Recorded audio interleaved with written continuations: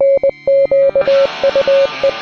is the Conrad Alert. Civil defense information will be broadcast at 6:40. West of the Rockies, you're on the air. Hello. Y2K, how can we prepare? Stop a few of their machines and radios. Throw them into darkness for a few hours. We are fighting for our lives. My family must survive. Over 5 years, 1,000 gallons of gas, air filtration, water filtration.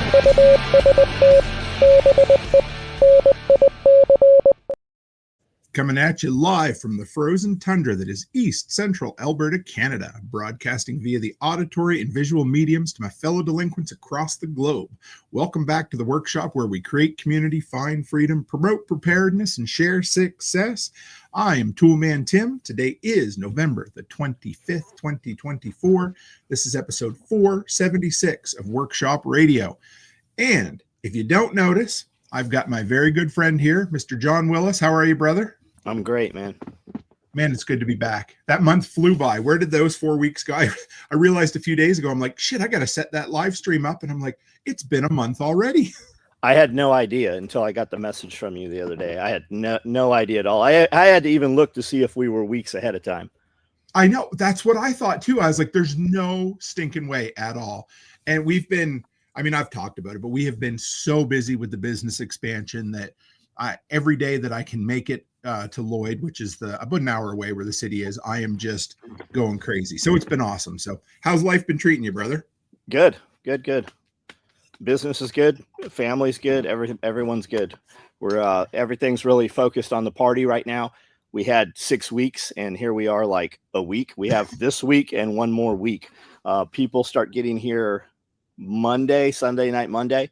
And then a bunch of people will be here by Wednesday, and then the party's not till Saturday. So just getting everything, hands on to everything.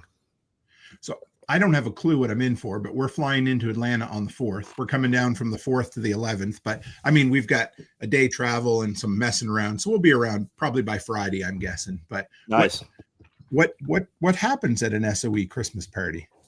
Well, this one's a little more organized than normally. Normally, we just everybody throws everything up in the air and whatever happens.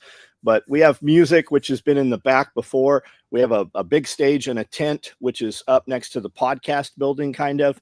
There's a big 30-foot dome in the middle, which is kind of a hangout area. I believe there's some fire stuff around there. We've got some fire performers. There's a bunch of fire features, like Burning Man type stuff. Kiri and Glenn ran one of the big camps at Burning Man. So a lot of that stuff's coming in. And then some of their people from those events are also coming in to help run this. There's a 40-foot barbecue trailer. There's a big barbecue team coming in. There's 2 or 3 other food trucks that are here that are coming in for the event. We got a couple machine gun manufacturers coming in. So there'll be live demo. You'll be able to shoot machine guns. You pay for ammo. They'll have it by the mag. There's some night vision. There's some other gun shops and gun manufacturers coming in. A lot of vendors, just different vendors. We don't charge for any of this. There's no fee to come to the party. There's no fee to come in as a vendor. So we really, a lot of times it's just kind of last minute stuff when dudes hear, hey, we're going down to this thing, you should come. And then another vendor ends up, tagging along with them. So a lot of times we don't even know who's showing up until they're here. But it's pretty big. And then we got a VIP package also. I think it's $250 for the VIP package. You get way more than $250. You get more than $250 just in SOE stuff. But there's vendors. And then also the VIPs get first dibs on any of the branded merchandise coming in for the party, as well as any limited stuff. Like I'm building some leather hybrid stuff right now, and the VIP will get first bid on that. And then it'll go out to the other people if they don't, whatever's left from that. But we have a lot of merchandise and stuff. There's an RSVP at soeparty.com, and we just need you to tell us you're coming so we know how much stuff to have on hand. I'm stoked. I can't wait. Becky, she was all about wanting to come down too. So the two of us like I said, we're flying in. We couldn't get a direct flight into Nashville, so we're going into Atlanta, which is fine. We've been through Atlanta before.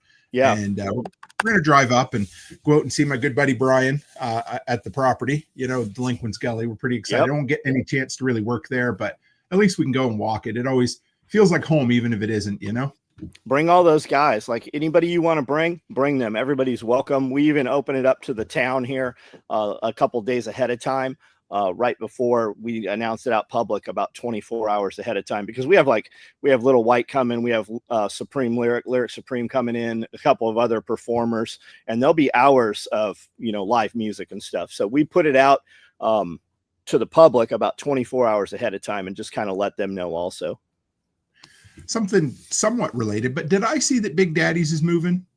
He is. Yeah, true? he's moving right up the road into a more traditional kind of restaurant, I guess. It used to be a gas station there.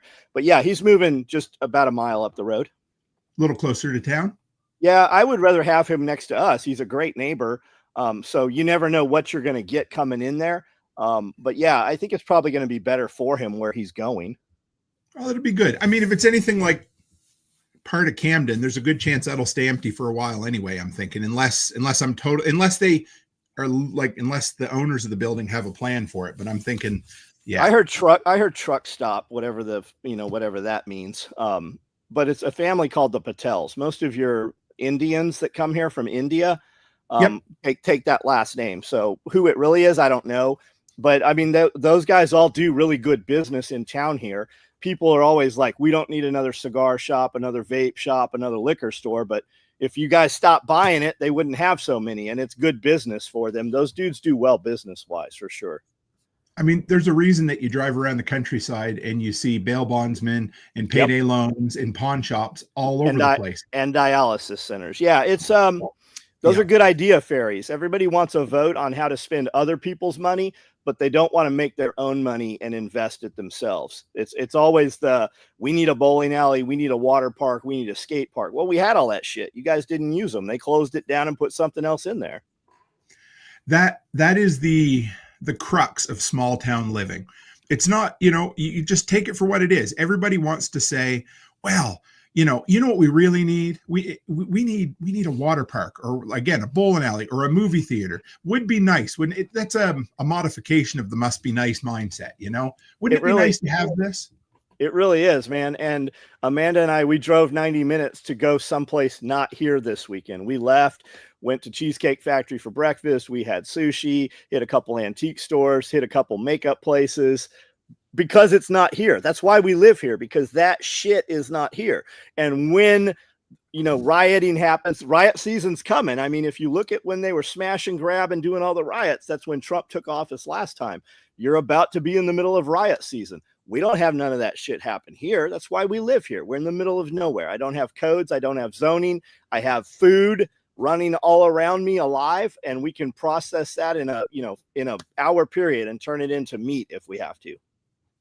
It's funny that you talk about food, because that seems to be the common thread of the news the last couple of weeks. There's been story after story of weird shit going on. Let me pull this one up first. Let me see what you think. But so the US, they said they're growing less food in favor of commodities. So 60% of food and 38, so might as well call it 40% of veggies are now imported into the US. Yep. By the cartels, a lot of them. Isn't that insane? Like that's your big part. Your cartel money is avocados right now, right? When they were going to do that light rail system, they ran all through California. And it's weird because they cut all these avocado orchards down because they cut water off to them in almond orchards. Yeah. But they did it where the rail was not even supposed to go. They cut water at all these places. That train never connected. There's not a solid piece of track. There's never been a train that's run down any of that track. But they killed hundreds of these generational farms that had been there for over 100 years, 200 years, some of them. And now it's gone. We don't produce avocados. We used to have oranges and avocados in California. Not so much anymore. The avocados. When's the last time you had an avocado that was even worth anything since COVID? Like I had avocado this weekend, and it's not something's wrong with it. And it's coming out of hot houses and stuff. It's coming out. How can you get an avocado in the middle of the winter coming across the Mexican border? Well, they're grown in hot houses, right? And they use gas to speed up the ripening of them and stuff. And that's the deal. Like who was it? Was it during Clinton when they did the go big or go home, or was that Bush? So your farmers couldn't just farm 100 acres. They had to farm thousands of acres and commodity crops, right? All of your commodity crops, as far as I know, those are all Roundup ready crops, right? So they spray field with poison, Roundup, glyphosate, and then they plant a seed in there that is not affected by the glyphosate. And then prior to harvest, during the growing, they use those big crawler rigs with the giant arms and the skinny tires, and they spray all that corn and that soy and that wheat again to keep all the weeds out. And I asked my buddy, I'm like, why do we care if pigweed's out here in the middle of the corn? Pigweed is also pokeweed, which has some medicinal properties. They'll tell you that it's very poisonous, and it is if you use it wrong. But he said, because if you look at it where I have a pigweed growing in the corn, it takes so much water that I have a 10-foot round circle around this thing where no corn can grow because it sucks the water out. So they spray all this stuff over again. And then just prior to harvest, they spray it again with glyphosate because it's a salt-based product and it draws the moisture out. So when they take it to market, they can put it in their hoppers. That's why they all have these big hoppers right on these concrete pads, these big silos, because we're going to hold that and blow fans into it. And we're going to wait for the market to be where we need it to be to take it in and sell it at market. And that's what all these farmers, like, they have to grow. My buddy has, I think he does close to 2,000 acres right now in commodity crops. And then he does mama cows, and he'll be upwards of 500 mama cows at a time also. And that's the same thing. Like, these mama cows, you don't breed a bull to a cow really anymore. A truck comes in, a vet comes in, or a guy comes in, artificially inseminates all these things with straws of semen. And now there's several states, Colorado being one of them, where they're putting people in jail for artificially inseminating cows. Like, they'll tell you it's because they're not licensed to do it, but that's not a veterinary job, right? Veterinary diagnostics, insemination does not fall under that, but you do see people going to prison over it. Yanasa TV talks about it quite a bit. It's pretty crazy, the attack on food. This morning I saw, just scrolling Facebook, Instagram, first thing I opened, first post, New York Post or New York Times, and it said bird flu found in raw milk. That's the big attack, right? Because they want to legalize and let people use raw milk because it actually heals you, and it actually doesn't have a lot of poisons and shit in it. But there's a huge attack on raw milk. You started seeing that ramp up about a year ago. I mean, there's so many areas to go with that, but up here in Alberta, the average farmer, I don't even want to know how many thousands of acres they would have here. I mean, it's just massive, but it's all designed in a kind of a corporate factory mindset. You go, I worked at a farm supply store for about a year, and you could only buy your seed from a specific supplier. You couldn't save that seed the next year. You had to go back and you had to buy it again. You could only spray it with the chemicals that they tell you could spray with. And then they'll go. And I was kind of interesting the other day. It was probably, I don't know, maybe 2 weeks ago. So some of the farmers have moved to these. I don't know if you've seen them. They're big white, I don't know if they're called silage bags, but they're basically the same as a grain bin, but they sit out in the field. And they're really heavy plastic, so they can just store it right in a bag sitting in the field. And then they have this machine that rolls it out like a toothpaste tube, squeezes it all out and puts it into the back of a truck. And I don't know if they were trying to get ahead of the storm coming or if the price of grain was high, but they play that market, And the big thing is they send it to the seed separators. So we have these big kind of seed plants here that they'll go in and actually separate the seed. And that's the big reason they want to get all the foreign bodies out of there before they even start, so that they, then of course, if they can make it easier, they make more money on it. But most of the guys here, 5 crops, and they just rotate back and forth. And I mean, could you live off some of them? I'm sure, wheat, oats, sure. Those 2, I guess. And maybe a bit of corn, but most of it, yeah, well, you're right. But most of it, you can't live off that corn.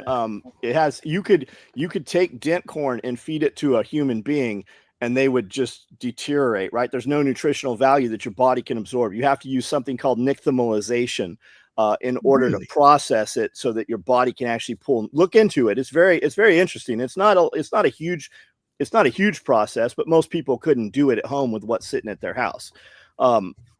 But yeah, and you hear Monsanto, you don't hear it as much anymore because they changed the name. Monsanto is ConAgra. It's basically the same thing. And it's also owned, same holding companies owns some pharmaceutical companies. But that's the whole deal. Like if you go back maybe 5 years, you don't hear about it as much anymore. I think because it's such commonplace now, people aren't as shocked by it.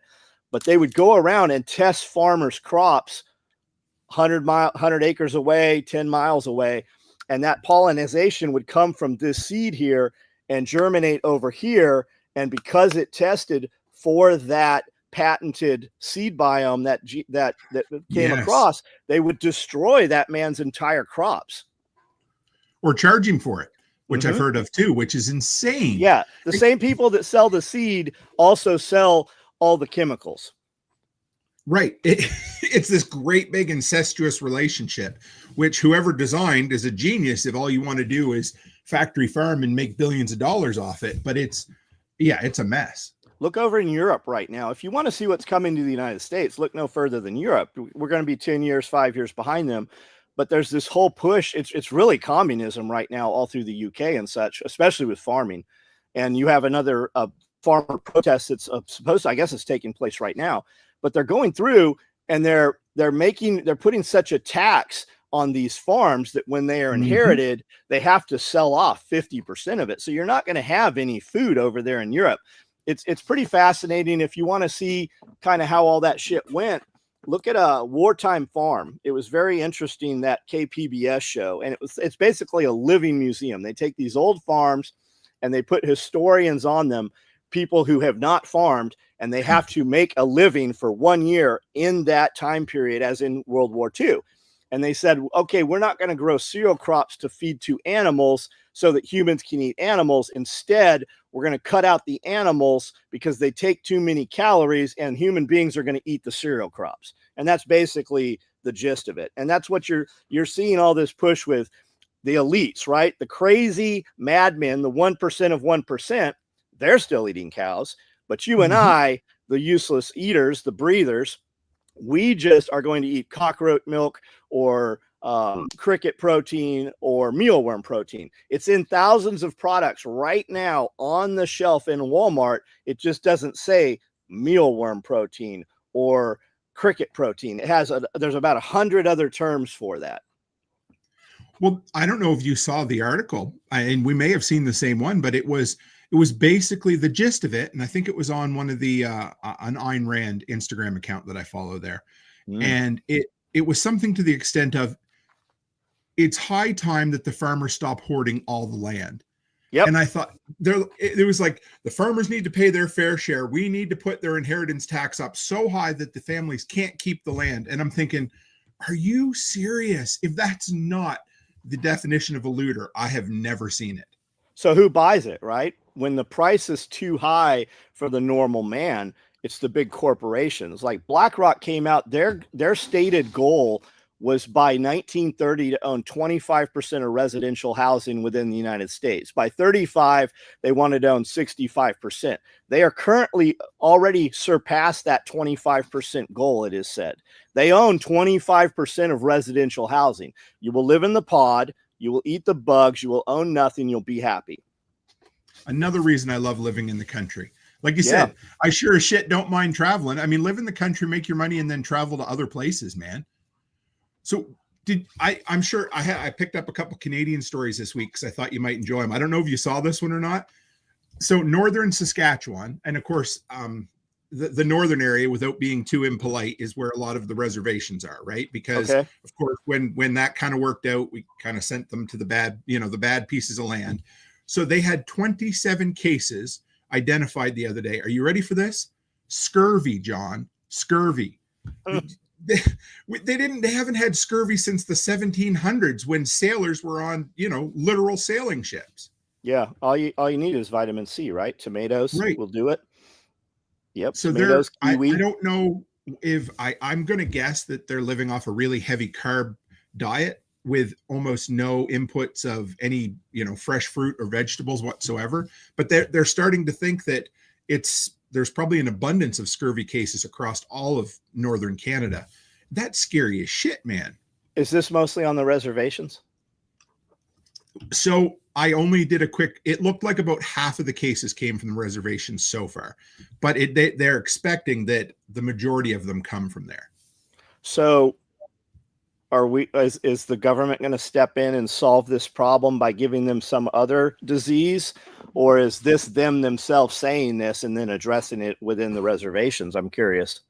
Well, the latter is the better option every time, because whenever you see a reservation step up and take control of themselves, they do way better than when you leave it. Oh, I agree 100%. But the conspiracy theorist in me says, right, here's some vitamin C that's also radioactive. I mean, because, you know, that's happened in the past. I mean, if you look at how long so many of the Canadian reservations have struggled with clean water and how the government has tried to fix it over the years, it's never happened. So I mean, you look at the residential school system. Have you heard about that up here, where they were government ran, Catholic ran schools that took a lot of the Native children away from their parents, and some of them disappeared. Some of them, you know, anyway, it was bad. Thousands of them disappeared. This was going on up until the early 2000s. They were finding grave sites.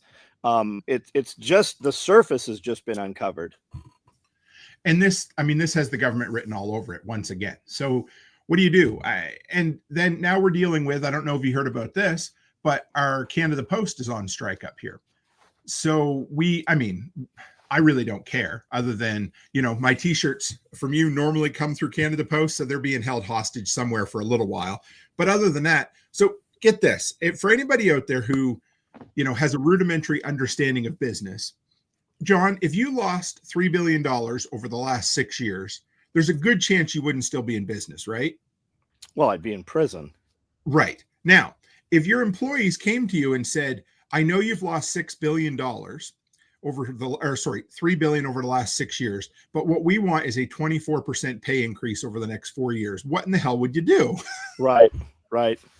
Yeah, we've got that going on with the Pentagon right now. With they have failed 7 audits, right? There's only been 7 audits. They failed every one of them, and there's billions and billions of dollars missing. Like, I don't know. Will we see some change? I don't know. I mean, there's people being put into cabinet right now, which are seemingly better than the other people, but they're still fucking swamp monsters. I agree. So, man, how about Joel Salatin? Speaking of good people, hopefully, like, I don't know. I mean, I love Joel. I sat down and talked to him. I interviewed him. I think he's awesome. How cool is it that somebody that was, you know, Absolutely. The only way that would get better is if they put Thomas Massey in charge of it. But Thomas Massey really irritated Trump, and Trump said, "You're the biggest grandstander," because he wouldn't sign on to something. Thomas Massey's got a very funny story about Trump calling him and, you know, just being irate with him. So will that happen? I don't know, but that's the best possible thing that could happen, for Thomas Massey to be in charge of all the you know, the meat stuff and the Prime Act and everything. And actually, you know, he authored the Prime Act with Joel Salatin. So that's great. I mean, it definitely gives you hope. So where does this, let's play, you know, let's look into our crystal ball. So 4 years from this January, I mean, I don't have a lot of hope in politics, period. You know, I haven't voted in a while, and whatever, wherever people land on things, I don't care. But you got to have at least a little inkling of hope this time around. Hey, I mean, I Trump's in his second term. I think you got 4 years where it's going to be easier to make money. I think a lot of people who were prepping have already it's just sitting in a disarray, right? They've stopped watering their garden, for instance. And then you've got other people, Bob Lester, Gary Johnson on here, myself. My focus is, like, it is not time to rest right now. This is the time to make the easiest money for the next 4 years. And then if it goes back the way it was, you're a little bit further ahead. Your infrastructure is more in place, and you've made some money and made some investments. And if if things continue the way we think they're going to continue the next 4 years, up to 8, then we're just that much further ahead, and there's no loss for it. But this is not a time to rest and take it easy. Like, okay, you know, right, our guys in office, is that really your guy? Like, it's not, man. And the whole thing, Bob said, you know, I'm pretty sure I'm going to keep eating meat. I'm going to keep eating pig and cow. Absolutely, we are. All of us are. That's what we eat. And we have the ability to grow that, right? We're farther out. We don't have the amenities of the city. We drive hours to get there. The things that happened over the last 8 years in the cities that were very negative, that shit doesn't exist here. It doesn't exist where any of my friends live. We didn't see any of that. That doesn't mean it can't come here, but it means that there are people here that are not going to let it come here. And it's harder. I mean, there's many reasons why it is. I mean, anytime you can set yourself up into a place where it's that much harder for that mindset to get out there, you're insulating yourself, you know, automatically. And that's what I love about, you know, the country living and being in a small town. I mean, for us, we're an hour and 15 from the nearest center, and we're 2.5 hours from what would be a major city, you know, and we're not even really on one of the major thoroughfares, you know what I mean? So it really helps us. I mean, very similar to you, John, because how far, I mean, you guys are, what would you be, 15 miles from the interstate, 20 miles from the or how far? I'm trying to. We're 35 miles if you don't drive the speed. We're 35 minutes if you don't drive the speed limit. Right. That's a long way. You think, you know, and if shit ever went really, really sideways, that's a fuck ton way for somebody to have to walk to get out to start causing trouble. Between me and the interstate exit are thousands of farmers with deer rifles. Right. And there's one main artery in, and then there's two more that are, you know, 15, 20 miles the opposite direction. You could very easily control everything off that interstate. And I say you, I mean, a group of people, be National Guard or locals or whatever it is. I mean, we're in a pretty good place. And even during a drought, we still have water. There's still rain here. And I mean, all of our friends are in similar situations, whether it be in Tennessee or other states as well. So how do you think the deportation is going to go? Is it going to happen? And is it going to be a mess? Is it going to be smooth? Or is it not going to happen at all? Well, it's always going to be a mess because the other side is going to, you know, push that as though it's a mess, right? The people, the wine moms and the soccer moms, your rich, liberal white women who don't have jobs and their husbands made the money. Let's be real. That's who most of it is. If you have the time to be out there solving the world's problems, that's because you're not at fucking work. And right. Those are the people crying. God. They're the people crying the loudest, right? But they also lived in gated communities. They want to let all these people in, but they don't want them in their living room. So all you have to really do is arrest the ones committing crimes. I mean, they're identified. Are they legal? Are they not? Did you commit a crime? Exported. I mean, right. That's how it's always worked. If you commit a crime, what would happen if you were visiting the United States and committed a felony, Tim? Like it's ridiculously insane for our friends to come across the Canadian border, but they've emptied the prisons and the asylums and just brought them to the border. Those people didn't walk here. They were flown in on aircraft to the United States on jumbo jets. They were brought in buses. Dude, when I come to the border, I mean, the questions that, I mean, at that moment, and I understand, I lose all rights. So I have to, you know, they have access to search my vehicles. They can ask me anything they want. I'm pretty sure if they want to, they can get a hold of my phone as well. And if I do anything out of pocket at all while I'm in the US, I'm done. Absolutely hooped. But for some reason, it doesn't always work that way on the other end, does it? Yeah. Yeah, exactly, man.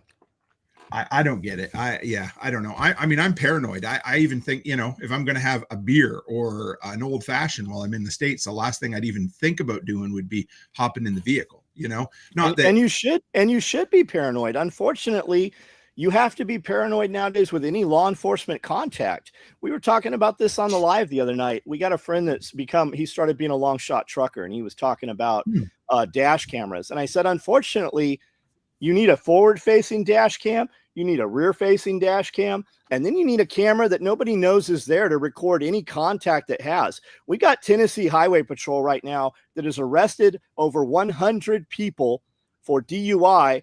And he would not breathalyze them. And when they actually ran blood tests on them, not a one of them had any alcohol. There are crazy people everywhere. John?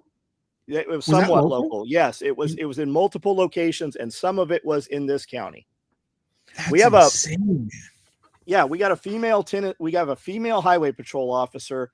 One of my guys got stopped. This was a couple of years ago. Got stopped on the way back to work from going and eating lunch about a mile up the road. Some people walked in and said, "Hey, they got your guy on the side of the road." We go walking out there, and there's 2 fish and wildlife guys there, and I'm like, "What's going on? Why are you here?" He said she hasn't even got out of the car yet. She said because he's Hispanic, she did like an all officers call for assistance as though she's in distress.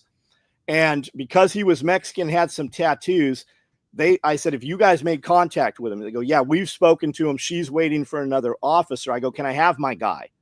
And they're like, nope, she's going to write him up and haul him to jail. He's driving on a suspended license. We bailed him out 2 hours later. But she never even got out of the car. She's so scaredy cat over this shit. She has no business doing this job here. It's wild and it's not because she's a woman. There's dudes the same way. We have allowed anybody, we fluffed up all these different industries and these jobs with people that just do not belong there. Look how many officer involved shootings there are. Look at the cop that had a guy in handcuffs in the back of his car and fired 17 rounds into the car because an acorn hit the car. Like, we're in a state where things, and I'm not saying all cops I'm not saying none of that shit, man. I have tons of friends that are in law enforcement and their jobs are harder than it's ever been. But you also have people. I was sitting in a sushi restaurant probably a year ago, and there was a state trooper, there was some local cops and county over, and there were some sheriff deputies there. And the state trooper said the new training is that when you stop somebody, you ask them, hey, come step back to my car. That way you have control over them, and they usually don't lock their car. And that gives us access to search their car if we want access to their car. I drive around in my car. If you go and look at my truck, brand new. There's hardly anything in the truck, right? There's nothing. When I get stopped by cops, more as a joke than anything, I roll my windows all down and put my hands up and turn the lights on. They're like, what are you doing? I go, I just don't want you to shoot me today. Right. And they kind of laugh, and I'm like, officer, do you have any weapons on you that I should know about? You have anything that you're not supposed to have? I'm just asking you the questions you're about to ask me.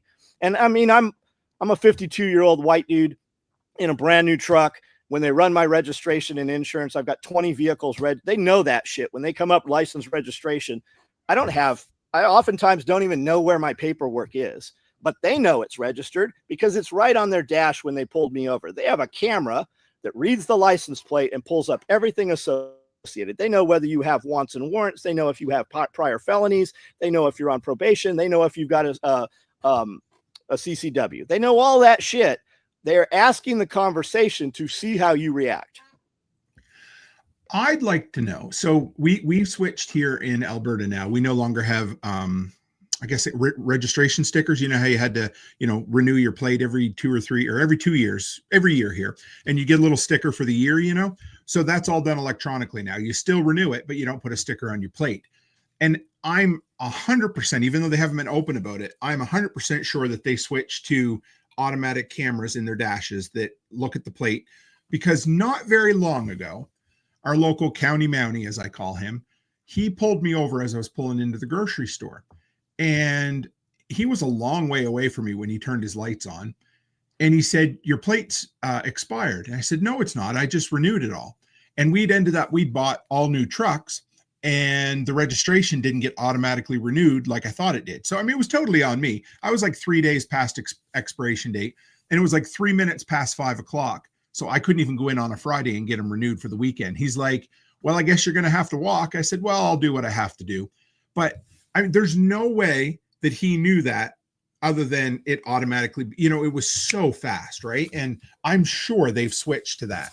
I've been out of California over 20 years. When I was in California, right before we left, in a shopping mall, there's a police car driving around that has a bunch of cameras all over it. And what they're doing is they're reading all the license plates, and it automatically pings. You can ask a police officer. They will tell you. It makes an audible sound in the cruiser, pulls it up, and it shows you this is a stolen vehicle. This is without registration. The driver registered this vehicle, has a warrant. They can take their pick of who they're going to tow or who they're going to arrest. So up here it hasn't gotten out of hand yet, but just the fact that they did it was bad enough. So we now, they can randomly breathalyze you up here.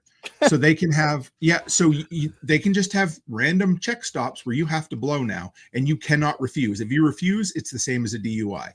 And everybody kicked up a stink. And of course, MAD, don't get me started on MAD. They started out good. Mothers Against Drunk Driving. Do you guys have that down there? Yeah. And no, I don't know if we do anymore. It was huge. Yeah. You've also got Mothers Against Guns and shit too. Right. And so, they started, I'm sure, with the best intentions in mind way back when they were worried, when people were getting behind the wheel on a regular basis after drinking a case of beer or whatever, but they just kept pushing it, kind of like the gun agenda here in Canada. And so now you have shit like that where you can be pulled over, well, not even pulled over, just go through a checkpoint and have to blow. And if you refuse, you're automatically considered a DUI. Like, that's dangerous shit, man. Well, they're not scared of you anymore. Not even a little bit. Not even a little bit. During Prohibition, all the sheriffs knew where the stills were on the hills because they could see them burning at night. But they never enforced any of that because everybody knew where the sheriff lived also. It's out of hand, man. I don't know if I ever told this story on here or not, but back when I was growing up, we had a county mountie in my hometown, and he'd lived there for years. He had a one of those pencil handlebar mustaches, and he smoked a pipe. He'd hang out at the bowling alley. And he was fair. He'd pull you over once, he'd give you a warning. The next time you knew you were getting a ticket, right? Finally, he retires one day, and they bring in this new hot and horny young guy. And he starts giving everybody tickets for everything. And one day he gets a 9mm shell in an anonymous envelope in the mail. In other words, smarten up, and he just lost his shit. And so the guy was in retirement. He was enjoying retirement. He come out one day and he said, listen, you got to understand this. You have to live here too. So it's not that you let things slide, but you have to be reasonable about it. That's just simple as that, right? It doesn't mean that people get away with everything. It just means that you don't have to be use a word there. A dick about it. You know what I mean? You don't have to, it's harass and collect, right? Right. It's all about generating money. And when revenue gets tighter, when you see little tiny municipalities like New Johnsonville over here that has brand new cop cars, they're a very small city town, but their speed limit drops 10, 15 miles per hour because that's all their revenue right there. Do we not have real crime to actually handle, right? Do we not have real criminals doing real criminal shit? Why are you not over stopping people stealing shit out of the Walmart, right? Why are you harassing people during working hours traveling back and forth? Yeager said when he was a sheriff over in Big Sandy, he said, I didn't have to stop people for 5 or 10 miles over. He said, I could write tickets all night long for people 30 over or 20 over. He goes, I never had to stop a guy that was 5 or 10. I've heard cops say it all the time. For the most part, if you drive with the traffic, they're never going to bother you. They're looking for the idiot that's weaving in and out because there's always enough. We have a major north-south highway that goes between Calgary and Edmonton, and it's very common to go 30 kilometers an hour over the speed limit there, 20 miles or more. And the entire traffic is doing it. But there's always going to be one asshole who's going to pull up on your rear end. He's going to honk, flash his lights, whatever it is, and just wail right by you. And that's the guy. I mean, if it has to be, I guess that's the guy I'm okay with getting pulled over, I got a buddy who was working with Homeland Security, and every state has one of these units in it. They had a bunch of Suburbans. The state of Tennessee, Alabama, Kentucky all had these things. And they had 6 of these Suburbans through the state for the unit he was attached to. And they had side scan x-ray machines. They could drive right up next to your car and know every piece of metal, everything that was in the car. If nipples were pierced, body parts were pierced, if you had a firearm or a knife, they knew all of that. It just drove right past and it recorded all that shit. They knew everything that was in those things. That's scary as shit. So I would assume that all the interdiction task force guys probably have something similar at this point to that also. Like when a cop stops you, they know what's there. They already know what your paperwork says before they've even got down to your car. So an interesting habit that I've gotten into over the last while, and because in Alberta, conversations only require one single party consent for recording, So if I ever have to have a difficult conversation, or if I suspect that say a parent or somebody is going to be very belligerent, I turn my video record on, put it in my pocket, and just record the audio. And I think in that business, you should record everything automatically anyways. There should be something up here when they walk into the office, this is being recorded. That's not a bad idea, John. And I just haven't done it, probably out of laziness or complacency at this point, but because you can always get caught off guard, that's why I have a dash cam in my truck, because, the one time you don't think you need it is when you do. Like when I'm talking to employees, if I'm ever talking to a female employee, I never speak to a female employee without another one or even two present. And lately, I've had Cody there present also, just so he can see how I handle these conversations in hiring new people, in letting people go, having difficult conversations. So I've got Cody there. I have one of my top ladies that runs the floor, and then whoever else is involved. But I'm never going to have a conversation alone, so that it can never, hey, he said this or he did that. It can't happen. You just hear too many horror stories about that. And discussing business. I don't discuss business on the phone. I discuss business through messaging, text, or email. So I have a clear history of that. When people want to do something, when they ask for, especially if they're asking for something special or business wise, I'm not going to remember in 2 minutes what I promised you a lot of times. And I'm going to be, as soon as I end this conversation, I've got two other people waiting to put some other fire out. So if I have it in writing, I can literally screenshot that or include them in the email so that everybody knows what's going on. Back about 3 years ago, I made everything that I do for property management goes through text message or email now. It has that way I have one. So I just had a Yahoo. It happened just after we had our live last month, John. This guy, I knew before it was a place that's kind of hard to rent. And I'm like, all right, I'll rent to him, and I did him a favor. I'm like, okay, the guy that moved out made it a mess. I said, if you want to clean the place up, because he was in a hurry, of course, they're always pushing to get you in there, right? I said, if you want to move in, you can clean it up and I will give you 1 month free rent, but you still have to pay your damage deposit before you even start. I'm okay with that. Yep, no problem. He says, I'm the type of guy, I have all this in text. I'm the type of guy who's going to live there for 3 years or years and years and years. So 4 days before the dude unceremoniously moves out, he wasn't even in there for 2 months. He said, hey, could I paint all the walls black? I want to live here for years. I'm like, no, you can't paint them black, but if we want to talk about it, I will buy you paint for painting it. He goes, yep, no problem. He goes, and also, do you happen to have any bigger places in town? I'm looking for something to stay even longer term. He goes, I'm here forever. And then, so on the 4th of November, I get a message from him. He's like, yeah, I moved out. The place is clean. I won't be back. He's like, can I get my deposit back? No. And I'm like, dude, you didn't even give me 1 minute's notice. Your lease says you have to give 30 days notice. And the guy put me on blast, threatened to run me through the ringer on YouTube, called me every racial epithet in the world. I mean, the nastiest stuff that if I ever said to somebody else I would be put in jail, right. But he's allowed to. So I have it all on text, every bit of it. I got to step out for just a second. You go ahead. Yes. So if anybody out there, I don't know how everybody's doing, but if you guys have some questions for us, it'll be great. I don't know. I guess I can fill you guys in on what we dealt with over the last 2 days here. But of course, if those of you who don't exactly know who I am, I'm Toolman Tim. We live up in Alberta, and we just got between 10 and 12 inches of snow yesterday, minus 15 Celsius, which would be, around 0 Fahrenheit, I'm guessing. I don't know. So if anybody else has seen any of that white stuff yet, I'd love to hear from you. But it was a mess. But it was a dry snow. It came late this year, so we didn't have any power outages. The leaves were off the trees. And let's see. Let's go back through some of the comments here. And Jezemy, I don't know if I got that right or not, said Denver has made national news with tons of cars with no plates at all. Now, is that just because people don't give a shit and they want to drive, or is that a new rule that they passed? I haven't heard either way.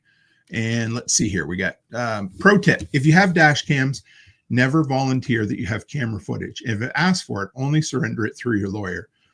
Anytime you're dealing with law enforcement, folks, always always work through a lawyer. Don't ever agree to anything because it can be turned around. I have 6 or 7 cameras around my property here, and that's purely for my protection and my own protection, because I'm not going to offer that to anybody whatsoever. How about you, John? Do you have cameras and stuff on property there? 3 separate redundant systems. Really? Any tips about that? Like anything that you've learned from it over the years, or just have them and make sure they work? Upgrade them. Most of your camera systems are actually pretty shitty. You get what you pay for with camera systems. You can buy, a Samsung system or the Night Owl system or any of those for, $1,200, and it comes with 10 cameras, and they all see in the dark now. They're all weatherproof. Then again, when you buy real camera systems, you'll have a $2,000 camera also. It's submissible versus non-submissible in court. I have a camera system where we definitely know when somebody's out there, but you'd be hard pressed to identify who some of them are. And then I have another camera system that overlaps the same areas that's actually very impressive. Every couple of years they change.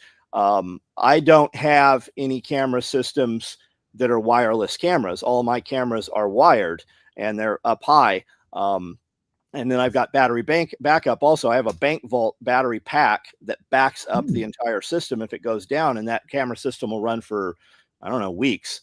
And then we have a hard drive that records into safes. So the hard drives are in a safe in a locked room in a locked area.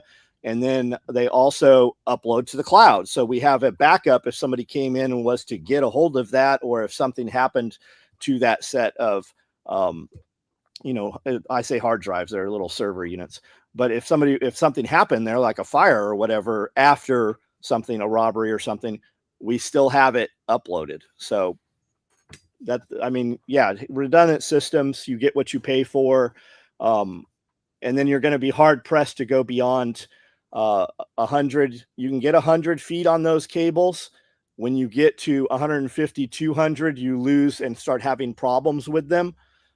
Power and voltage issues. We've used voltage boosters, which helps somewhat, but you're better off having separate systems on different areas, depending how big of an area you're trying to keep cameras on. Makes sense. So on my home here, I've got 5 hardwired. I've got the DVR. I can actually, so while we're sitting here, I can actually see 4 of the cameras on the screen next to me. Yep. That way, because my studio for now is down in the basement. And so if somebody comes to any one of the doors or pulls into the driveway, usually my dogs will alert me first, but that's what, gives me the quick to look over there, which I love. But I picked up one a while back to test, and companies have sent me them because the video blew up and I got a whole bunch now. But these solar Wi-Fi cameras, so they store locally on an SD card. Now, I wouldn't want to, 2 things.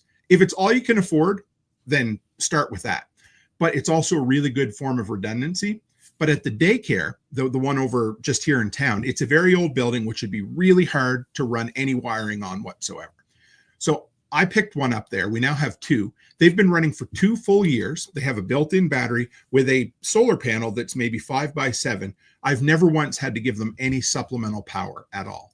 They hook up to the Wi-Fi. Go ahead. Okay, so they hook up to Wi-Fi, so you can watch them on your phone and whatever. I can, but they also store locally to an SD card as well. So if something happens, say it dies, say you've got, I don't know, a bad blackout, I don't know, whatever, or, snow gets on it and I don't catch it and it dies after, everything's still stored there until the power goes out on it. Cool. But I've never once had to go over and be like, hey, I need to bump this up with a USB power bank. It has, and I mean, what I deal with, very short days in the winter, lots of cold, not a lot of sun, and we've never once had to go and replenish the battery. So they've been really good for what they are. There's a lot of good game cameras out there. They're all game cameras, but people are using them for, farms and monitoring livestock and dogs and stuff. And you just have a little, cell service on that thing, and it'll send video or text message, or you can even turn it on and monitor it right from your phone.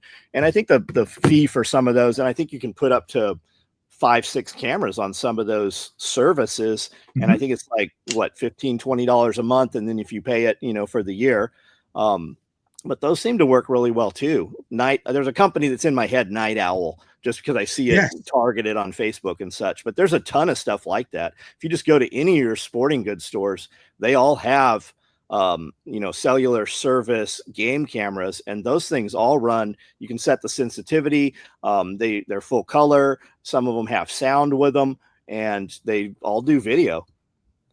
Now, I tried one of those down at Delinquent's Gully. So for those who don't know, we have a 15-acre parcel of land, off-grid property, about 45 minutes south of John and Amanda. And whenever I get a chance, we get down there. But I'd love to be able to just keep an eye on it just for the fun of it, to be able to see, you know. But the cell service is so shitty out there that the 4G cameras aren't working. So Brian and Corey, who are kind of our caretakers, we've got an agreement with them. They're going to be moving onto the property in one of the back parcels of it. Once they get there, we're going to be running Starlink out there on a regular basis. Mm-hmm. Then we'll be able to have cameras, communication gear, all of that. And I want to tell you, man, if anybody out there hasn't fucked with Starlink yet, that is the cat's ass. Like we've been talking for a while about moving out to an acreage, and you know, the chances of that happening are getting better by the day. And we're going to go strictly to Starlink out there. None of that bullshit, you know, the little satellites with the little radio towers and things. We had that when we first moved out here, and it was horrible. But Starlink is just so damn reliable. Are you on Starlink right now, John? Yeah, right now I am. Yeah. And back a few years ago, it used to skip and a little bit, but it's to the point now where it is just so little, so very little problems with it at all. And I see Sonny.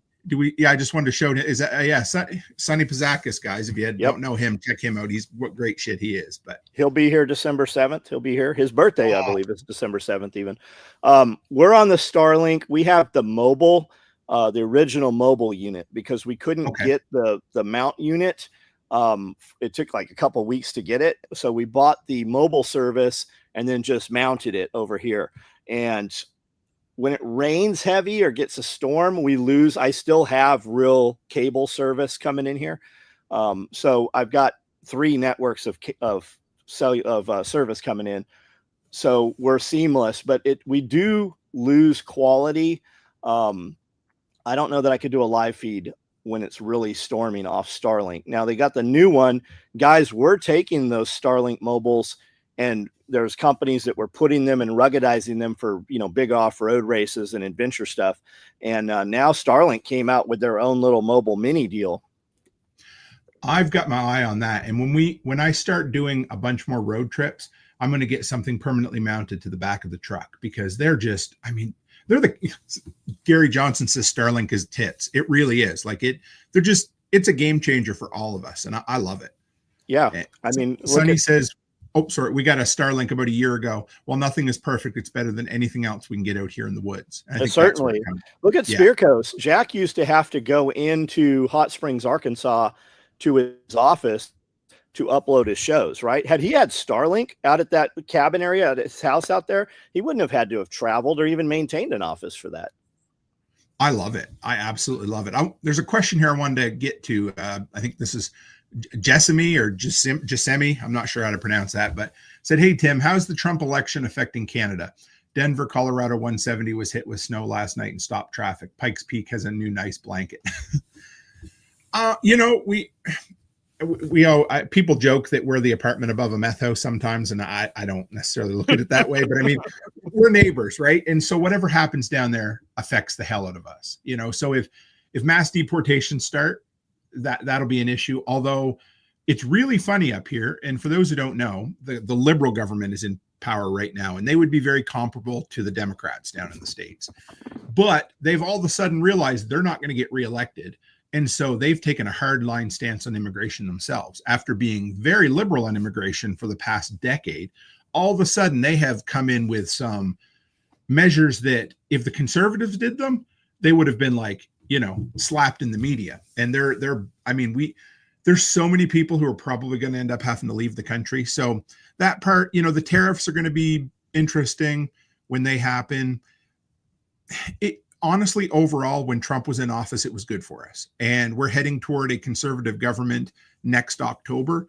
So once that's in power, I'm pretty sure there'll be a lot of working together there. It's always a good thing when Trump's in office for Canada.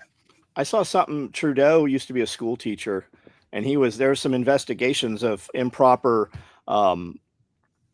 relationships with students. I believe the student was 14 years old. I believe it was. I thought that there was a conviction or something that kind of went away after a while, but nobody really brings that up. But I did see that mentioned the other day. Well, I don't know anything about that, but I can tell you that there is proof for a dude who is very much, as woke as they come. There's many pictures, and I'm sure most of you have seen him in blackface. He loved blackface back in the day. So that has haunted him for years. Well, Castro's his dad. I mean, there's a ton of shit out there. Photos of his mom with Castro. And there's just enough of a resemblance that it could be true for sure. Yeah. Lone Canadian says, when the U.S. is prosperous, Canada is prosperous. Yes. I think when the United States is prosperous, everybody who's friendly with the United States is prosperous. Ain't that the truth? Did you see, talking about technology, did you see that story? I don't know when it was. In the last couple of weeks, it was on solar inverters. And I'm going to talk about it on my show this week too. But I don't know if the company was spoofing somebody else's technology or if they just didn't have the rights to have it in the US and a couple other countries. So what ended up happening is their Internet of Things connected devices. And so the company, and it's SolarArc and DEYE inverter, they're having a dispute. And so whoever sends out the firmware updates sent out an update that bricked all of these inverters. So basically they said, guess what? You're not allowed to use them in this country. We see that you're using it in the United States. So here's a nice brick now. We're going to send out a firmware update that makes that piece of technology that you purchased and owned no longer available to use. Isn't that crazy? Can you not open software those things? If somebody could probably do it. It's just like the DJI stuff.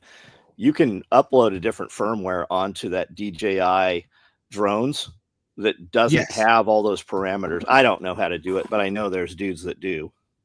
The biggest problem was that, of course, nobody knew it was coming. So it was just sent out and updated. And 95% of the people who had them are going to have no clue what's wrong with them or why.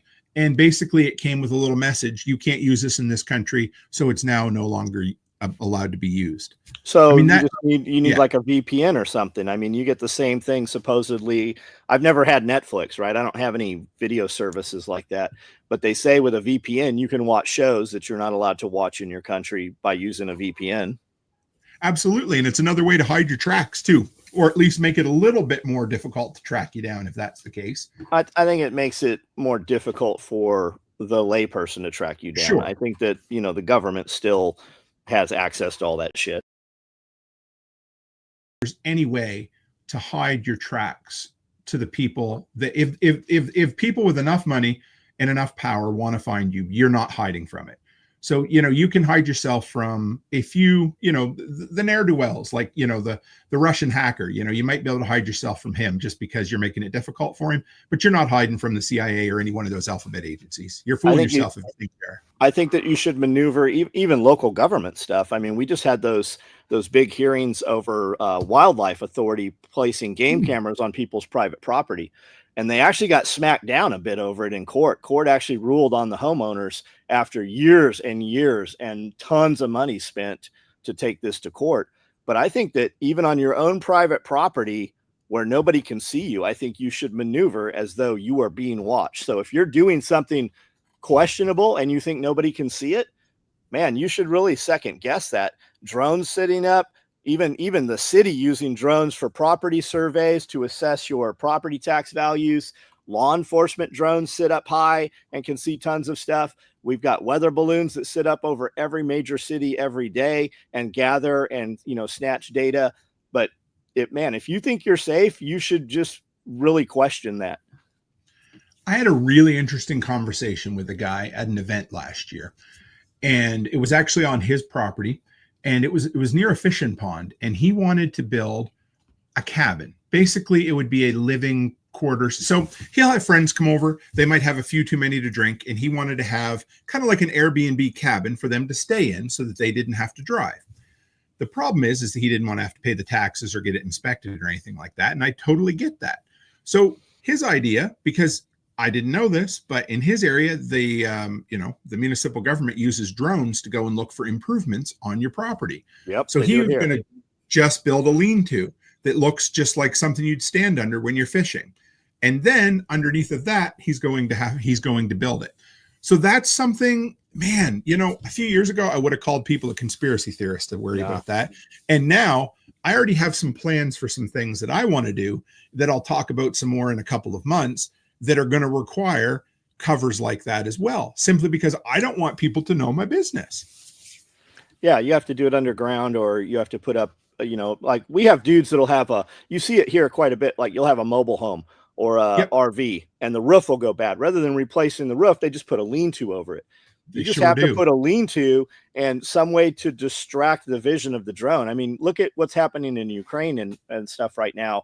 And drones here aren't, targeting you like that, but they are using drones to come in. The best thing we ever did was put up fences. You cannot see inside our property from outside of the property unless you have a drone. And they do have drones. They assess, did he put gravel down? Is there a new building? We just had one of the girls, Angie, who works here, just came in and said, hey, there's a guy from the electric company. I just caught him walking through the gates where the dogs are. Well, that's a bit of a problem for him. He's on private property. He has now opened a gate, and my guys go out there. When I get there, Lewis is already out there, and I've already got it. Lewis is like, do you want me to hard bounce this guy, or do you want me to see what he's doing? And I go, who are you with? I'm a contractor. Right. Who do you work for? What contractor are you with? And take a picture of them. Take a picture of the vehicle. Take a picture of them. Now they know, okay, if this isn't really what I'm doing, right? And I said, what are you doing? He said, I'm checking the ages of all these power poles. And I said, well, this is private property. The power that comes onto my property deadheads here. So if I have a tree that cuts down one of my power lines, it's on private property. It affects no other property. The power comes on here. It does not leave here. And he goes, this pole right here is from 1972. I go, yeah, that's an old pole. I go, but it's been recycled because it was just put in the ground here 5 years ago. So they're using those old poles. And he was going around, and we watched him. Lewis watched him the whole time he was on the property. He was 10 feet away from him the whole time. He's hammering all these electric poles. He's taking photos. He's looking at the dates on them and whatnot. Okay, benign. There's a lot of road improvement stuff going around. A lot of federal grant money has hit the ground, and they're utilizing it, spending it before the end of the year or whatever. Fine. But what else are they looking for? If you see something, say something, right? Are they looking for guys that pulled power from one building to another building? Are they looking for, I mean, I have no codes or zoning. They can't say shit to me out here. But if you go 2 miles in town, what else are they reporting that seems to be of no, it doesn't matter. It's never a problem until it's a problem. And when people come around looking, even though it's on private property, and they come in looking for one thing, what else are they reporting on? So is he allowed to go on your property without permission or no? Apparently he thinks that they are, but the gates were open. He couldn't have come on the property unless the gates were open. He came during business hours. But right after you had that shooting in North Carolina, you had an SF guy. There were some, turns out they were Chechnyan or whatever, guys taking photos of his children. He comes out, confronts them, and ends up shooting 2 of them, kills one, shoots another. They all speak, Russian and stuff. There's multiple incidences of this happening around military installations. This was an SF guy. This was a colonel, special forces colonel, that killed this dude. About 3 weeks later, we have some dudes here on the property at the same power poles. And I go, what are you doing? He goes, I'm taking pictures for this cable. And at first he ignored me. I go, hey, you and I are going to have a conversation, or there's going to be a lot more people here and a lot more problem. And he said something. I go, are you South African? And he said, yeah. And then we had a little bit of a conversation, but he was taking photos of something on top of the phone pole for the cable company. And now here they are taking another set of people taking pictures of the exact same phone poles of the phone poles, supposedly. Who knows what they're really doing? And it wouldn't be practical for you to keep your gate closed during work hours, would it? No, it wouldn't. And you probably have signed something in your contract that they have access during business hours to their infrastructure, right? You probably don't own those poles. The company probably owns the poles. There it is there. AJ says power company typically has an easement that allows them to access their poles. And of course, I mean, another reason to be off grid, I suppose, but they got you over a barrel because if you want power, you're going to have to basically sign off, whether, implicitly or explicitly, that they can come and access your poles. Yeah. And it's like Angie says, people want to know why we don't want power. I mean, they're making you take power. And even if you don't want power, they made you perk your property to have septic, and they won't energize you without septic. It's getting to the point where you're not going to have a choice. We've been going through, so I mean, as much as I can be open about it right now, because I can't share all of it yet, but we've been looking for an acreage. So we've looked at a few different properties, and one that we really like has a very old septic system. And it's one of those things that's grandfathered in until it isn't. It's like, don't rattle too many chains, or all of a sudden you could end up having to put in a new $30,000 or $40,000 septic system. And then that becomes, cost prohibitive, right? Yeah, we had friends in San Diego before we left San Diego that were very, very rural, and they came through and put in city water and sewage, and they went through and they actually poured concrete in people's wells. They dug up and destroyed the septic system, and they had to pay, and they had to pay to run the sewage and the water to the house, and they destroyed all their stuff out there. That man, oh man, doesn't that bother me? That reminds me of during COVID when they dumped all the skate parks full of sand, just cut off the nose to spite the face. Oh my God. And you'd have 8 people on Boston Whalers or Ribs to harass and round up one guy on a surfboard because he might have COVID, but you're going to expose 8 other people to him.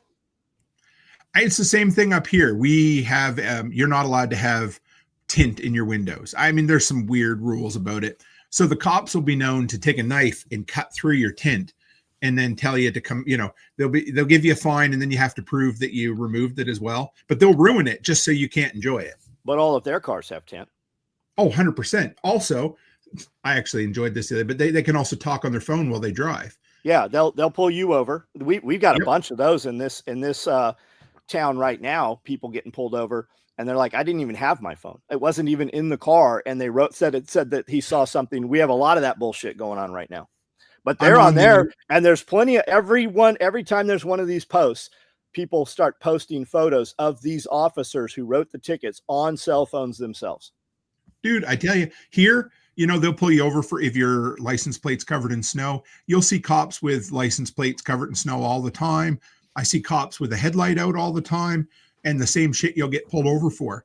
Now, the other day, I was going on a side road up in the city where our daycare is, and I see one cop kind of rolled through a stop sign, and I have the right of way. I'm just going through, and his buddy was behind, and I knew, I was watching. I'm like, he's going to pull through that stop sign. This is my one chance to honk a horn at a cop, and can't do anything about it. So I watched him, and he pulls halfway through, and I lay on the horn, and I'm like, stop sign, and he stops. And now, if it was anybody else, most people, if they accidentally pull through a stop sign in front of you, they get that kind of sheepish look on their face, like, sorry, or whatever, right? Like, just stupid. And that cop gave me the biggest glare in the world, like it was my fucking fault that he went through a stop sign. There's tons of videos. There's tons of videos of that exact same thing happening, and the police harassing that person that honked. Hey, you almost hit me, or I almost hit you. And they write them a ticket for using the horn. I don't remember what it's called. That's why I was happy. I was like, I know I've got my dash cam on. I mean, I probably shouldn't anyway, but I honked. I'm like, I knew he was in there. He would have hit me, and I would have stopped in time. But I was like, this is my one opportunity to give him a honk and let him know, like, you can't just go through a stop sign because you're a cop. Like, you don't have your lights on. You and your buddy are just either going to the station or the donut shop, and you can't roll through even though you don't see me, Yep. Did you see that recall on butter at Costco? 80,000. No. Oh my God, this one's good, John. Chris Dixon was on earlier. He's the one that hit me up on it. Okay, here it is. Costco announced a recall of 80,000 pounds of butter. Are you ready? Do you want to know the reason why they recalled the butter, John? This is a good one. Because they didn't list milk as an ingredient on the package. So because butter didn't have a milk allergen warning on there, the FDA said you have to destroy 80,000 pounds of butter. even though literally the process for making butter comes from milk. But since they didn't label it with milk as an allergen, 80,000 pounds of butter goes to waste. Wild. That blows me out of the water, man. That is just simple. What about all the what is it, listeria or something? They keep recalling meat after meat after meat. Yes. A bunch of fast food places couldn't serve meat because of listeria. You had all this Black Forest ham called back because what is listeria? Where's that come from? I'm not sure. I'm not 100. It's a man. I'm not actually sure. It's somebody said E. coli. There's E. coli as well, which I know isn't that like a fecal bacteria thing that gets into the food, and because we had a kid die, I believe, in Canada because of the lettuce on the burgers, and that's usually salmonella, the lettuce that comes from bird poop. Right. I mean, it's almost an epidemic right now of food recalls and issues in the food chain. Like, it's a little scary, man. Yeah, I mean, you should automatically assume that anything in the grocery store is not fully what it's said to be. Here we go. Ian. Hey, Ian, good to see you. You might have met Ian. Ian's good shit from down in Florida. He's coming up for the Christmas party too. Says it's a genus of bacteria that acts as an intercellular parasite in mammals. Got it. So that sounds nasty. And romaine lettuce was recalled for listeria, and listeria comes from soil and poop. None of which. Yeah, there you go. So if anybody's got, stay poop free. Stay poop free. Yes. If anybody's got any questions for John or I, throw them out there real quick, because I'll try to keep it under 90 minutes for you, John, because I know it's one of those days, and I gotta get working on my video today. Monday's always my office day, which is a good day. You know how it is. So how's the business been going lately? Good. Yeah. Yeah. You had a bit of a fire there the other day. Oh, we lit something on fire. Yeah, I know. Not an accidental fire. I leaned you in there pretty good. Sorry. Yeah. I think we're off of, so a guy he only orders during discount codes, and he's ordered over 120 orders, and he's been a customer for 10 years. And out of the blue, we get, I don't know, 6, 7, 8, maybe 12 chargebacks, basically disputes through PayPal, and they were all this guy, and they all came through all right at once. So we look at it, check it out, and most of his stuff we had sitting in boxes waiting on discount code stuff. So we maneuvered what we could to get it out, and I think we canceled 2 of his orders. And PayPal, we almost always win a PayPal dispute, almost always. Mm-hmm. And as of this year, when I looked, I think we were $900,000 has run through that PayPal account this year since January, and we have lost, I think it was under $300. It was $200 and change that actually went back to the customer. So the support on the business side is pretty good with PayPal, and we got these things, shipped them out to him. We win the disputes, and he receives them, and then he goes back to PayPal and says that we sent him empty boxes. And our reply is, 900,000 orders with PayPal, and all of a sudden we sent empty boxes all to one customer. And, I think we won those those secondary disputes also. But I'd made a video, and I changed his name a little bit. I didn't tag him in it or anything. Like, we used to tag a dude all the time. And he outed himself on the YouTube video, the first video from a week before last. And he came on there and he's like, "You fabricated this. This is not what happened. That's not even the product that I ordered." And I said, "Well, I happen to have the invoices. So here it is. Here's the product that he ordered that was in the first video." And he said, "And I ordered these other things." So we went ahead and took those other things also, because it just makes so much traction. Sure. And I don't know how many orders we have right now, but off of this weekend, there's over 200 orders. Just Friday night, Saturday, and Sunday, there's over 200 orders. And I think we're over $75,000 when I looked this morning off of those 2 discount codes, $75,000 in sales from people that used that dude's name as the code. We only used his first name. So why did he all of a sudden, because I don't know. Yeah. Like what? Because I mean, everybody knows how your process works. I mean, if you want your gear, you're going to wait for it sometimes because it's just part of the process, right? Well, and so after I guess the piece I left out after this is after the charge off and we won the charge offs, he used that code that weekend and placed 4 more orders. And Amanda canceled his orders and said, "You're not welcome as a customer here." Now he'll go make a fake account or whatever that won't have his same name. It'll have a different email address on it. And as long as we don't know, we don't know. Right. But he still tried to buy, because what he's doing is he buys this stuff and then gets these specialty items that have a piece of embroidery or something, and he sells them for a lot of money on eBay. There's a few guys that do that. People just don't want to wait for the products, or they just don't like me, but they want the product. And they feel like if they buy at secondary market, that's like not giving me the money. So there is a secondary market, and they sell these things for, that product that he buys for $50, he'll double his money. He'll sell it for twice retail, buy it now, and people eat it up. They do buy it right up. So he was making money off of that stuff for sure. How much shit, like, I'm not trying to be a dick or anything, but how much shit would you have to buy from you to resell at $50 a pop to make it worth your while, though? That's it, man. Like, when I look at things where you can double your money on this. Yeah, but I'm doubling my money and only making $100. Like, I was having a conversation with a kid in here today. He had said, I said, "How was deer hunting?" And he goes, "I didn't see any deer. I'm going to go out there all next weekend and get a deer." I go, "Why?"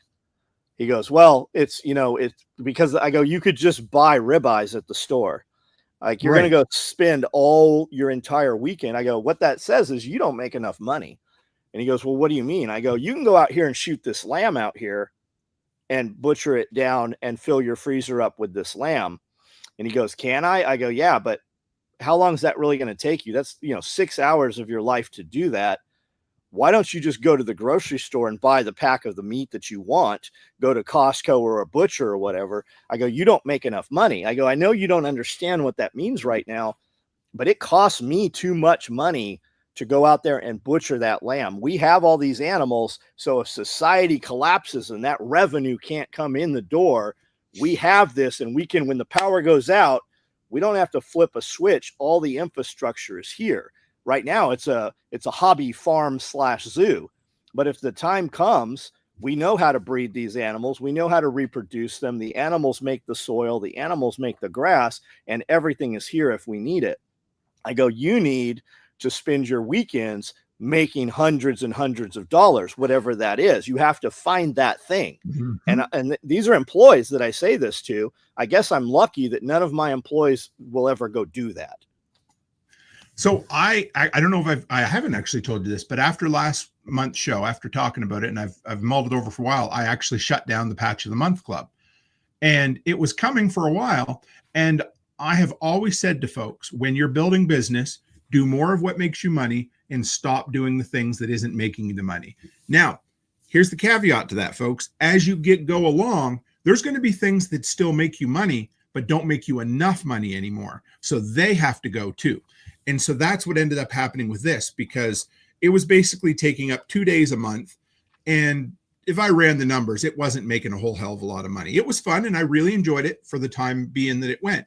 But you know what I have spent this last entire month doing? Me and my son-in-law, 3 to 4 days a week, renovations at the daycare. Now, I don't get any money for that at the end of the day. I don't get to go home and my wife's like, "Good boy, here's your paycheck." But what that is going to do in a very short period of time is allow us to add 100 to 120 kids to the daycare. Yep.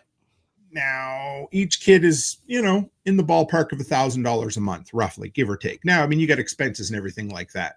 So I'm going to spend 3 to 4 months working my ass off on these renovations for the long-term return. And that's where some folks kind of skip over it. They don't realize sometimes you got to give up some things that aren't making you a lot of money so that you can make the big money. Yeah. The reason patches work for us is because I pay $1 for a patch. Well, $2 a patch, right? And I sell a patch for $10. But I have all those patches. I've got 100 of them at any given time, different versions populated on the website. We don't have to do anything other than pick and pull. And they're not just ordering patches. If a guy orders a box full of patches, that's hundreds of dollars. We just pick and pull it, put it in the thing. He's used the code. He gets the promo item. We ship it out. But it's usually an add-on, right? If we have a $65 threshold on an order to qualify for the free trinket, and he buys a $50 patch, a $50 pouch, or a $50 real item, he's going to use those patches or stickers to bring his threshold up. And, we make a lot of money on those things. Same thing with, anything we don't have to make that's branded merchandise, coffee mugs, beanies, t-shirts. Like we more than double our money in most cases. Like I 10x my money on most of that stuff.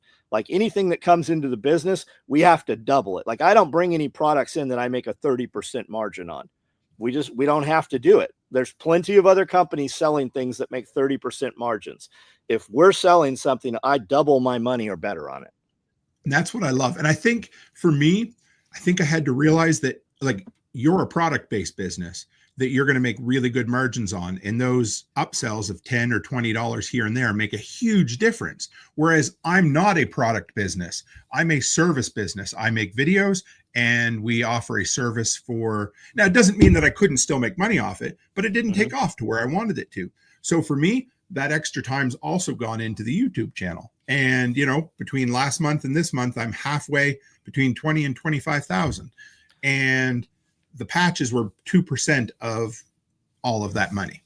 And a guy will hear you, like there's some guy right now that has a patch company, and he's like, well, I make patches and whatever. It's not that you don't make enough. It's that you make so much more on something else, right? We can look at it from either side. I got a buddy who runs a company doing patches, and it's paid off his house. It bought him a rigid inflatable boat. He's got multiple vehicles. He's got a bunch of Rolexes just off of the patch company. But it's very different than you and I doing patches. Very, very different, right? So once you have a brand, people will buy things that, have your logo on them. Look how many people just buy Nike bullshit. And Nike's a shit company. Like they don't make a product that's any good. People just buy the swoosh because of the money that they have put into influencers and such. There's I think Coach, is the brand. Becky really likes their purses. They're no better purses than anybody else's, but guess what? She goes and spends money on those purses because it has the brand on them, and that's what she likes. She, it's the same with me and my, my SOE wallet, my shoulder carry bags, my t-shirts. Like that's why I have that gear, because number one, I want to support you, but number two, I love it. When people want to be a part of something that they love. We're not really a luxury brand though. Like we do a t-shirt. We do 120 pieces every Monday. We very rarely rerun those ever again. But when you look like Louis Vuitton, right? When you look at those brown Louis Vuitton with the yellow or gold LVs all over them, those aren't leather. Those are linoleum. That's wax canvas. Those cost them $14 a piece to have made. They sell them to your wife for $1,200 for the big carry-all. We buy them. I buy them for $1,200. I cut them apart and I turn them into $10,000. And if we go to Louis Vuitton and buy that bag and walk out in the parking lot and cut it in half with scissors, it will generate so much traffic, hate. Oh my God, you could have fed some homeless people with that. But it spurs the algorithm. And then when we build a product and auction that product off, I'll sell one wallet or one little bag out of that $1,200 thing, and I'll sell that'll go on auction for $1,200 within a couple of hours, and I've still got 80% of the material left over. Isn't it like right here? Jason says, I love it when you cut it up. Of course you do. It's like when Becky, I was in bed the other morning and Becky says, you got to see this, honey. And she shows me the video of you lighting your merch on fire. I love that shit because I've learned so much from you. And I know the reason you do that more than anything is because it builds your business through. It's a feeding frenzy. Like we used to do that when Facebook, now they have cyberbullying and stuff, right? So we can't tag a dude. We used to tag a guy. Somebody actually tagged the guy on my Instagram post and I deleted it because if you tag him, now he can say, look, these guys are cyberbullying me. So it's not as fun as it used to be, but people all know because people in life have to deal with that, right? Human resources or management, right? If you go to a big chain store restaurant, where there's a bunch of kids running around, there's always that dude in there. He's super loud. He's ate half his steak. He demands to see the manager. He complains to the waitress. Everything's wrong. Meanwhile, his kids are running around just destroying the restaurant typically. And they're what are they going to do? They've been told, look, the customer's always right. Diffuse the situation, lower the audible tone so it takes eyeballs off. And now we're going to reward him. We're going to diffuse it. Would you like some free dessert? Here's a gift certificate for 20% off your next visit. Please come back and do this to all my people again. And he gets that reward for that, while the management or the waitress isn't allowed to go, well, hey, you piece of shit, you ate half of this. It clearly wasn't bad enough that you sent it back to begin with. You're looking, and they get rewarded for that. And I don't have to do that. And when people see us do that, they're like, man, I wish I could do that at my job. That right there is the freedom of running your own business. And it always seems to come back to that, John, is that so many, 95% of people will say, oh man, I wish I could run my own schedule. Or man, I wish I could tell that customer to go pound sand and go burn his material. But you absolutely could. If you start a bone broth business, you can totally tell people to go sit on an egg and leave them alone. AJ, I see you there, brother. Or Homestead Medical, any of those guys, right? And like we could give a class on how to do this. It didn't exist. It started with a guy called my wife because you had to have a phone number linked to PayPal. So this dude ordered, I think it was like on a Thursday night, Friday night, something. He orders something and literally calls my wife, gets the number off of PayPal, and he's like, you bitch, where's my order? How come I don't have tracking? And when we looked at it, the order wasn't even 24 hours old. So I wrote everything down. She's like, what are you going to do? I go, I don't know. So I just kept listening to it, wrote it all down, typed it all out on Facebook. We found him on Facebook. I tagged him and I go, hey, what do you guys think? What would you do if a customer called your wife, called her a bunch of bad names, was super irate that his order hadn't shipped? The order's not even 24 hours old. What would you do? And she goes, what's going to happen? I go, I don't know what's going to happen. I think it was like 10 o'clock at night when I posted this, tagged him in it on the Facebook group, the Facebook page. I think I had like 300,000 people at that time on there. And when I had forgotten about it, woke up the next morning and she says, hey, what happened with that post at like 10, 11 o'clock? I look at it and there's thousands of comments on this thing. It had just gone viral. It had never happened to any of my posts before. And we had gained like 50,000 followers off of that.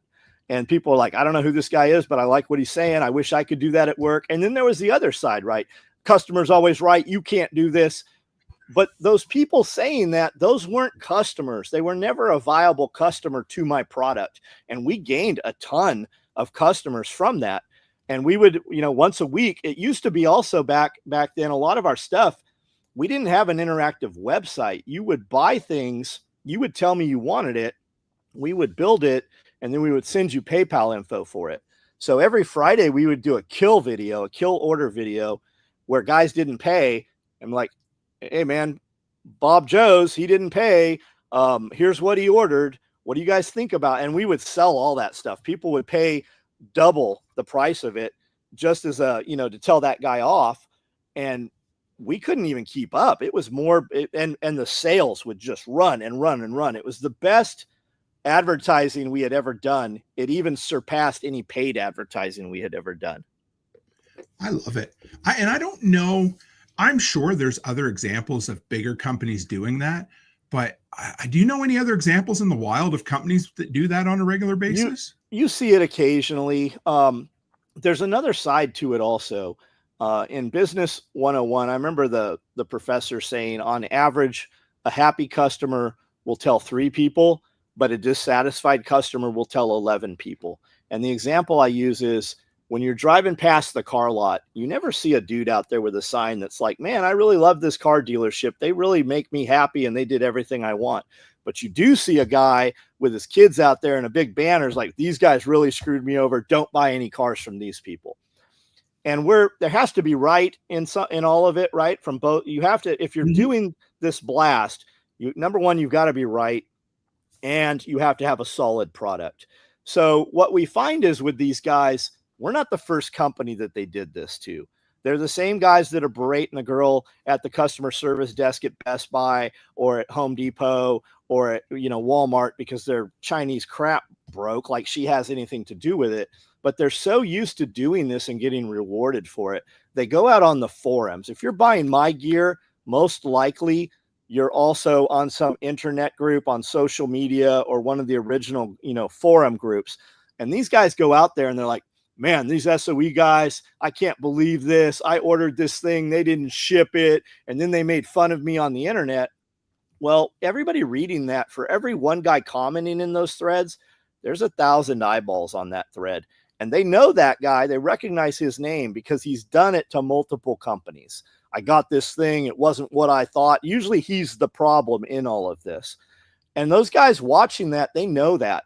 We'll get up in the morning and print orders out, and we'll have sold 20 shotgun rigs.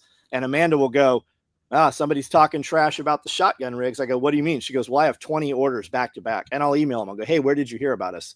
Thank you for your order. I see this is your first order. How did you hear about us? Well, some dude was talking trash about you, and they send me a link. And while he thinks he's damaging the company, we make a lot of money behind it. And that's actually, Josh just posted that link right there. The New York Times did an article on me, little old John Willis. And he talks about me doing this and how it actually benefits my company. I've never seen that article, John. I'm going to copy and paste this, guys. That is friggin' incredible.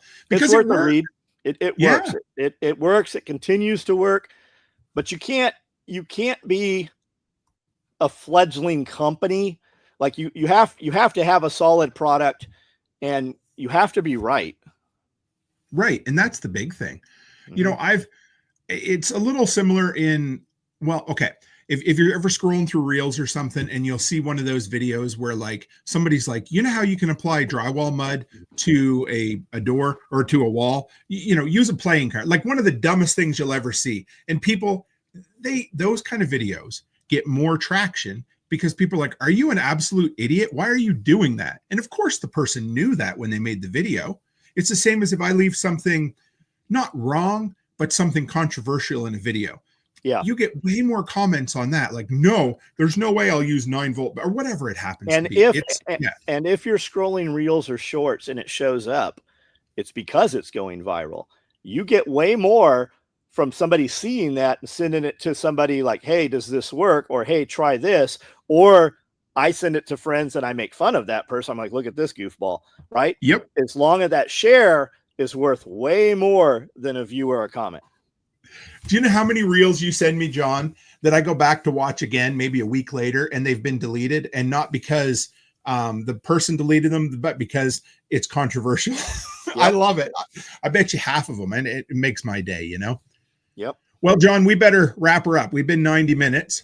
Awesome. What do you got? What do you got coming up here? Well, I guess it's the Christmas party, hey?